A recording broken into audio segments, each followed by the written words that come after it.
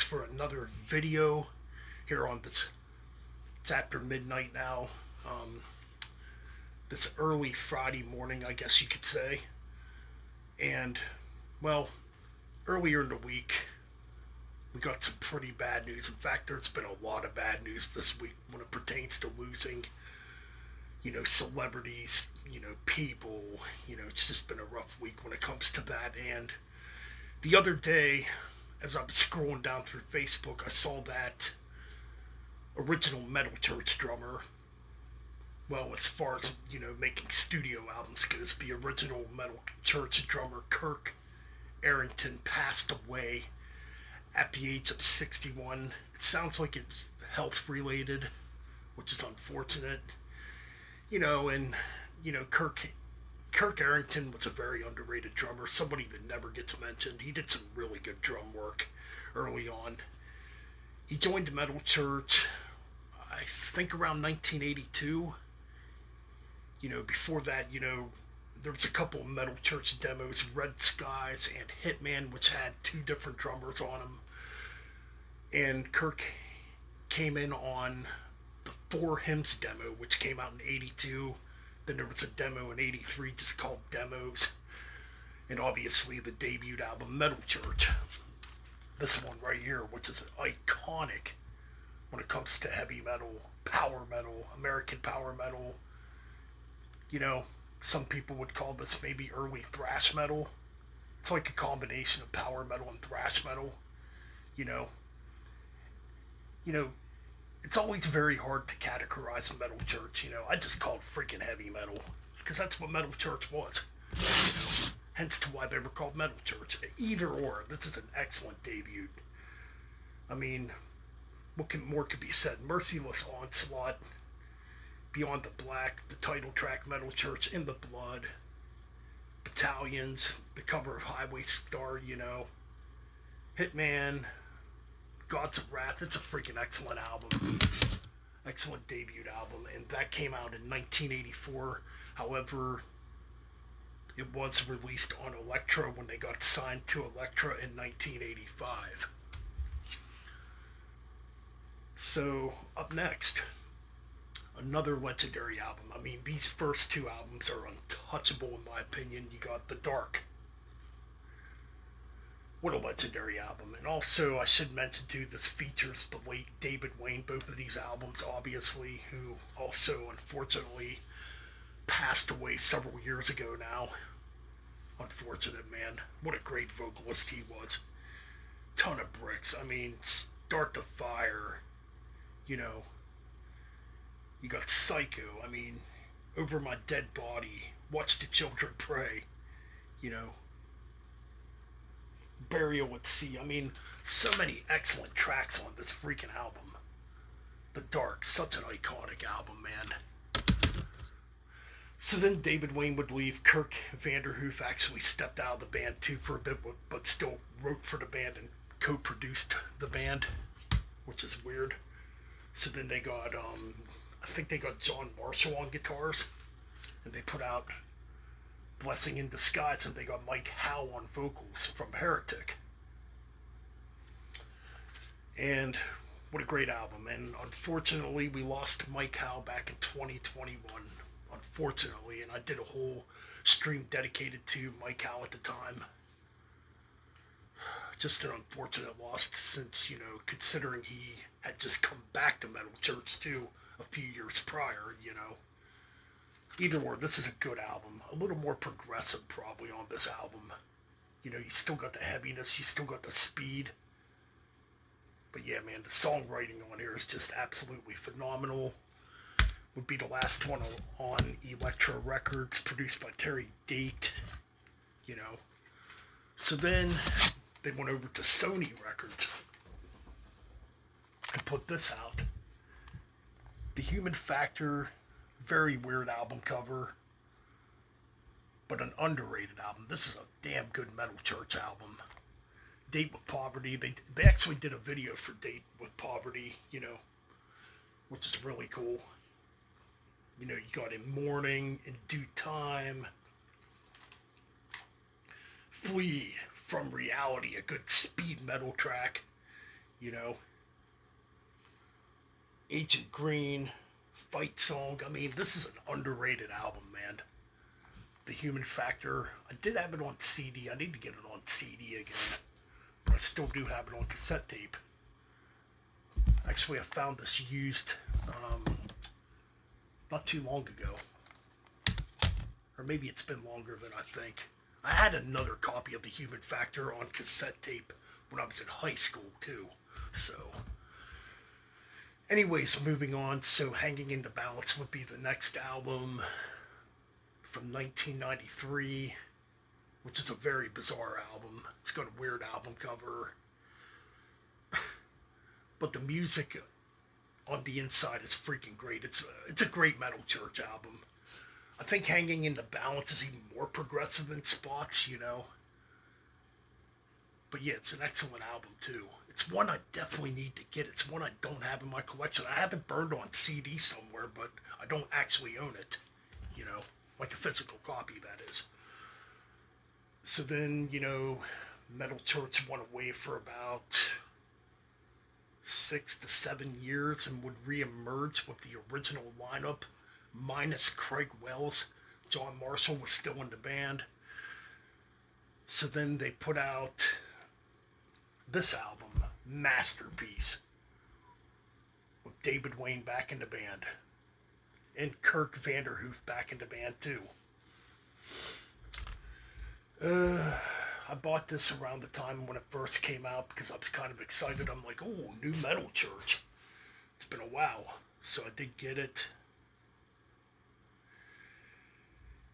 Oh man, I hate to be a Nancy or a negative Nancy here, but this is not that great of an album. It's got its moments. It's not horrible. At the time, David Wayne was going through a lot of shit, health-wise. I think he was trying to battle a drug addiction. And his vocal performance on this album, you can definitely tell that there's problems going on. It's not his best vocal performance, unfortunately, but it's got its moments. You know, the opening track, Sleeps with Thunder, is absolutely killer. You know, not completely bad, but, you know, it is what it is, you know. And this actually did not have Kirk Arrington on drums, which I found to be interesting. And I just found this out a couple days ago when I was doing research on this album. They had another drummer come in. It was a friend of theirs. Is his name Jay? It was Jay something, I think. I can't remember the last name off the top of my head. But either or, he filled in for Kirk Arrington at the time. I mean, he's listed on this album, but he actually did not play on this album, which I never knew for the longest time. So then Metal Church would kind of go on hiatus again, and this would come out. One of David Wayne's last recordings. Metal Church is what it's called. Caused a bit of controversy at the time because this is not a Metal Church album, it's a David Wayne solo album. But it sounds a hell of a lot like early Metal Church. And, well, I guess there might have been some legal action over the title of the album at the time. So yeah, that happened, you know.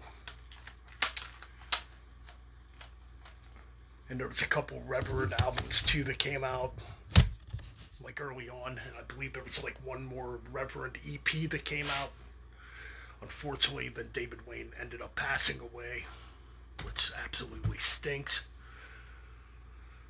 So Metal Church reemerged with the album Weight of the World with a new vocalist, Ronnie Monroe.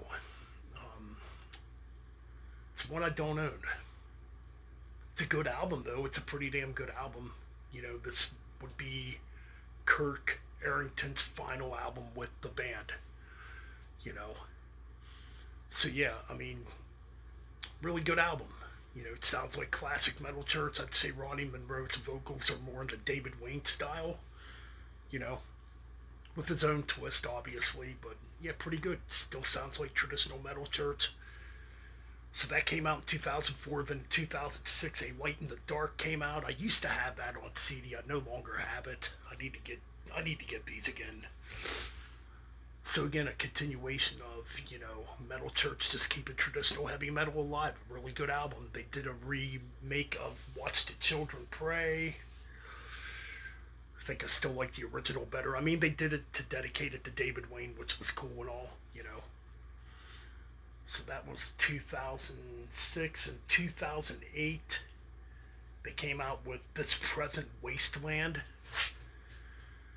I used to have that on CD too. Another good album. See, there's this formula of Metal Church. They keep that traditional metal thing going. They mix a little bit of melody in there too. That's kind of what you get with every one of these albums. And that's what you get here. I mean, this album to me has a little bit more of a progressive edge to it, I think. Really good album. So then Generation Nothing would come out in 2000. I think it came out in 2013. And at the time, this would have been the last Metal Church album. They broke up briefly for a bit. And yeah. And by the way, these albums all feature Jeff Plate on drums, who is from Sabotage Trans-Siberian Orchestra, by the way. So yeah, another really good album, That's one I definitely need to get to. It's one I haven't revisited in a while, though, but from memory, it's a good album. Like, this band, to me, does not have a bad album, besides maybe Masterpiece. So yeah, pretty decent album. Then, so Metal Church went away for about 3 years. Then they came back. And Mike Howe returned to the band. I was so excited when I heard the news. I always wondered what it'd be like if Mike Howe came back. And he did. And wow, in a big way. So this came out in 2016-11. I think this is a really good album. Just continuing that Metal Church sound, I'm trying to think which track on here was the first single released. I think it was Killing Your Time. I'm pretty sure that's the track that was released before the album came out. It's either that or I'm pretty sure it's Killing Your Time. Really killer track. No Tomorrow's a really cool track. I mean, there's good stuff on here, man. Again, keeping that traditional Metal Church sound going, and Mike Howe sounds great on here. So, moving on, we got the final studio album, 2018's Damned If You Do. Another really solid Metal Church album. Damned If You Do, I believe it was the first single released off of here. I remember it when it came out. Really good stuff. Really good album. It's a pretty heavy album too, So yeah, this would be it as far as Mike Howe. Unfortunately. So then, I do have one more thing to show. From the Vault. This is a really, really cool collection of tracks. So basically what you get here, you get some unreleased material, and you get some cover songs. They do a really cool cover of Please Don't Judas Me on here, and Green Eyed Lady. Really cool covers. Man, and this came out, I believe, in 2020? If memory serves me correct. I'm telling you, this is definitely worth picking out, and sadly, this would be the last stuff to feature Mike Howe on vocals. Unfortunately, in 2021, he ended up passing away too, So in closing, I kind of went through everything, even the stuff Kirk Arrington did not play on, just to pay tribute to, everybody. Mike Howe, the late David Wayne, obviously, because Metal Church has been a very important band to me since I was very young, since I was like 9 years old. The first time I heard Metal Church, and I've been a fan since. And I can't wait till the new one. I cannot wait to get the new one, I should say, because it's now out. Yes, Congregation of Annihilation with new vocalist Mark Lopez. And I can't wait to freaking hear the whole album. I love the singles that were released, and I'm looking forward to it. In closing, I just want to say rest in peace to Kirk Arrington. Very underrated drummer. He did a lot of awesome stuff when he was in Metal Church, you know. Rest in peace to David Wayne and Mike Howe too, and keep it metal and blast some Metal Church.